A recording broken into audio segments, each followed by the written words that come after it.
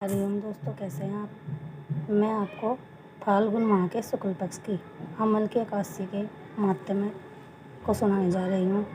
आप ये वीडियो को एंड तक देखिए। अगर आपको मेरी वीडियो अच्छी लगे तो इसे लाइक शेयर करें और बेल आइकन को दबाना न भूलें। तो आइए दोस्तों, हम आज की अमल की एकादशी की वीडियो शुरू करते हैं। मानधाता जी बोले, हे वशिष्ठ, यदि आप मुझ पर प्रसन्न हैं तो व्रत की कथा कहो जिससे मेरा कल्याण हो। वशिष्ठ जी बोले, हे राजन, सब व्रतों से उत्तम और अंत में मुख देने वाला अमल की एकादशी का वर्णन करता हूँ। यह फाल्गुन माह के शुक्ल पक्ष में होती है। इस व्रत का पुण्य 1000 गोदान के फल के बराबर है। मैं आपसे एक पौराणिक कथा कहता हूँ। एक वैदिक नामक नगर में ब्राह्मण, वैश्य, क्षत्रिय, शूद्र चारों वर्ण आनंदपूर्वक रहते थे। उस नगर में चैत्ररथ नामक चंद्रवंशी राजा था। वह महाविद्वान था, धार्मिक था। वहाँ के निवासी व्रत से बालक प्रत्येक एकादशी का व्रत करते थे। एक समय फाल्गुन मास के शुक्ल पक्ष को आमन नामक एकादशी आई। उस दिन राजा से प्रजा तक, वृद्ध से बालक तक सबने हर्ष सहित उस एकादशी का व्रत किया। राजा अपनी प्रजा के साथ मंदिर में जाकर पूर्ण कुंभ स्थापित करके तथा धूप, दीप, नैवेद्य, पंचरत्न, अक्षत आदि से धात्री का पूजन करने लगे। वे सब धात्री की इस प्रकार स्तुति करने लगे, हे धात्री, तुम ब्रह्म स्वरूप हो, तुम ब्रह्मा जी द्वारा उत्पन्न हो और सारे पापों को नष्ट करने वाली हो। तुमको नमस्कार है। अब तुम अधरे स्वीकार करो।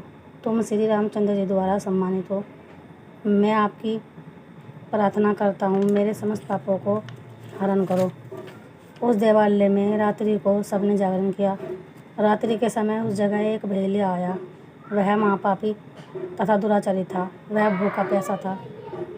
उस जगह विष्णु भगवान की कथा एकादशी महात्म्य में सुनने लगा। बहेलिया ने उस रात्रि को अन्य लोगों के साथ जागकर व्यतीत किया। प्रातःकाल होते ही सभी लोग अपने घर गए। कुछ समय बीतने पश्चात उस बहेलिया की मृत्यु हुई और उस अमल के एकादशी के व्रत तथा जागरण प्रभाव से उसने राजा विदुरथ के घर जन्म लिया। उसका नाम वसुदत्त रखा गया। बड़े होने पर वह चतुरंगिनी सेना के सहित तथा धन धान्य से युक्त होकर 10 सहस्त्र ग्रामों का पालन करने लगा। वह तेज में सूर्य के, कांति में चंद्रमा के, वीरता में विष्णु भगवान के और अक्षमा में पृथ्वी के समान था। वह अत्यंत धार्मिक, सत्यवादी, कर्मवीर और विष्णु भक्त था। वह सदैव यज्ञ किया करता था। एक दिन वह राजा शिकार खेलने के लिए गया। दैव योग से वह राजा रास्ता भूल गया। तब वह उसी वन में एक वृक्ष के नीचे सो रहा। उसी समय पहाड़ी मल्लेच वहाँ आए और राजा को अकेला देखकर उस पर मारो मारो का शब्द करके टूट पड़े। वह मल्लेच कहने लगे कि इस दुष्ट राजा ने हमारे संबंधियों को मारा है तथा देश से निकाल दिया है, अतः इसे अब अवश्य मारना चाहिए। ऐसा कहकर वह मल्लेच राजा पर शस्त्र का प्रहार करने लगे। उनके अस्त्र राजा के शरीर पर गिरते ही नष्ट हो जाते और उसका पुष्पों के समान प्रतीत होते। उन मल्लेचों के अस्त्र शस्त्र उन पर उल्टा प्रहार करने लगे, जिससे वे मूर्छित हो गए।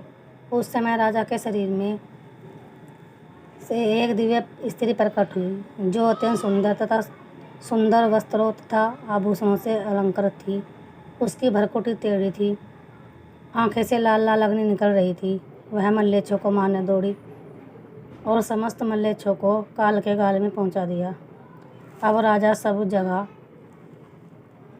जगह तब इन मल्लेच्छों को मरा हुआ देखकर सोचने लगा कि इन शत्रुओं को किसने मारा है। जब वह राजा ऐसा विचार कर रहा था, तभी आकाशवाणी हुई और कहने लगी, हे राजन, इस संसार में मैं तेरी विष्णु भगवान के अतिरिक्त कौन रक्षा कर सकता है। इस आकाशवाणी को सुनकर राजा अपने नगर को वापिस गया और सुखपूर्वक राज करने लगा। महर्षि वशिष्ठ जी बोले, हे राजन, यह सब अमल के एकादशी के व्रत का प्रभाव था। जो मनुष्य इस अमल के एकादशी को व्रत करते हैं, वे सब प्रत्येक कार्य में सफल होते हैं और अंत में विष्णु लोक में जाते हैं। बोल लक्ष्मीपति विष्णु भगवान की जय।